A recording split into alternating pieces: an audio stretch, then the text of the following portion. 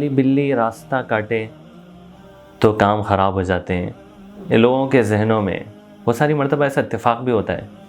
ایک مرتبہ میں فجر کی نماز پڑھ کے آ رہا تھا تو ایک صاحب ٹھہرے ہوئے اور میرے کو بھی روک دیے. بولے کہ بھائی ٹھہر جاؤ.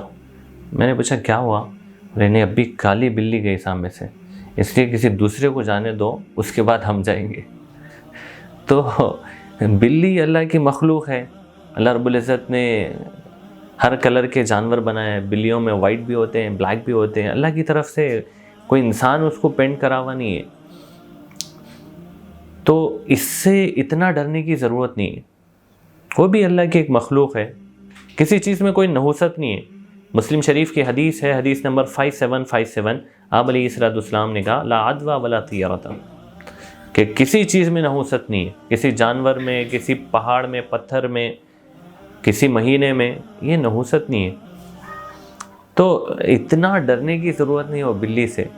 بہت سارے لوگ کیا کرتے ہیں, کالی بلی سامنے سے چلے گئی تو پہلے چپل پھینکتے گئے, اس کے بعد خود جاتے, مطلب نحوست چپل میں آ جانا. اور بعض لوگ کیا کرتے ہیں, پتھر پھینک کے اس کے بعد پھر جاتے. بعض لوگ کیا کرتے ہیں کہ گاڑی پہ سامنے سے بلی چلے گئی, سڈن بریک, ڈس بریک مار کے پھر سے راستہ بدل کے جاتے ہیں. تو ایسا جو عقیدہ ہے نا, یہ غلط ہے. اچھا, عقل سے سمجھ میں آنے والی چیز بھی نہیں ہے.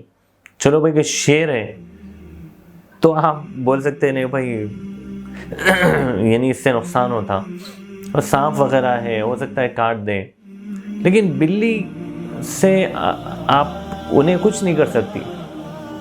اسے عقل سے سمجھ میں آنے والی چیز بھی نہیں ہے. شریعت نے بھی سکھایا ہے کہ وہ ایک اللہ کی مخلوق ہے, اس سے کچھ ہونے والا نہیں ہے. اس لیے کالی بلی اگر سامنے سے چلے گئی تو آپ چلے جاؤ, کوئی مسئلہ نہیں ہے. حضرت علی رضی اللہ عنہ کا ایک واقعہ ہے. حضرت علی رضی اللہ عنہ سفر میں تھے, پورے مسلمانوں کی جماعت تھی, آگے ایک علاقے کو فتح کرنا تھا. ایک صاحب نے کہا کہ اگر اس وقت آپ جائیں گے تو ناکام ہو جائیں گے. حضرت علی رضی اللہ عنہ نے سارے مجمع کو جمع کیا اور کہا کہ ہم اسی وقت سفر کریں گے, اور سفر کیا, علاقے کو فتح کیا. پھر اس کے بعد بیان کیا, خطبہ دیا اور کہا کہ دیکھو سارے وقت اللہ نے بنائے ہیں, کسی وقت میں نحوست, کسی وقت میں کامیابی, کسی وقت میں ناکامی, ایسا نہیں ہے. اگر ہم اس وقت رک جاتے اور 4 گھڑی کے بعد سفر کرتے تو بھی کامیاب ہوتے, ابھی بھی کامیاب ہوتے. اگر اللہ نے جو ہے کامیابی لکھی ہے تو کامیاب ہوتے.